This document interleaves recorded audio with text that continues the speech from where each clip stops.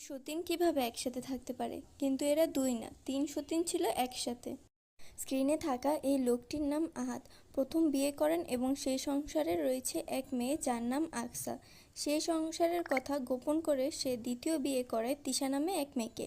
তৃষা আহাদের সাথে ফটোগ্রাফির কাজ করত। তৃষা আহাদের প্রথম সংসার বা মেয়ের ব্যাপারে কিছুই জানতো না। একসময় সব জানলেও সে সব মেনে নিয়ে আহাদের সাথে সংসার শুরু করে। একটা সময় পর তারা দুই সতীন একসাথে থাকতে শুরু করে। একটা সময় পর আহাদের প্রথম স্ত্রী বাসা ছেড়ে চলে গেলে সে তার সংসার ভাঙার সকল দোষ তৃষাকে দিয়ে যায় এবং আরও বলে দুই সতীন কখনো একসাথে থাকতে পারে না। তৃষা এই কথার জিদেই তার স্বামীকে তৃতীয় বিয়ে করাবে বলে এফবিতে একটি ভিডিও বানায়। তখন তাদের একজন ফেসবুক ফলোয়ার আখি তৃষাকে নক দেয়। আখি তৃষাকে জিজ্ঞেস করে যে সে তার স্বামীকে কেন তৃতীয় বিয়ে করাতে চাচ্ছে। তখন তৃষা পুরো ঘটনা খুলে বললে কথা বলতে বলতে তৃষা এবং আখির মাঝখানে বেশ ভালো একটি সম্পর্ক গড়ে ওঠে।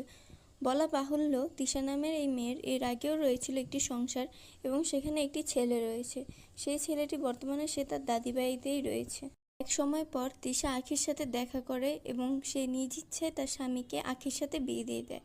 বর্তমানে তারা দুই সতীনই একসাথে একই বাসায় থাকে এবং বড় বউ তার বাবার বাসায় থাকে। তার ডিভোর্স হয়ে গিয়েছে আহাদের সাথে। কিছুদিন আগে আহাদের দ্বিতীয় এবং তৃতীয় স্ত্রী একই সাথে প্রেগনেন্ট ছিলেন এবং এদের মধ্যে তার দ্বিতীয় বউয়ের একটি মেয়ে সন্তান হয়েছে।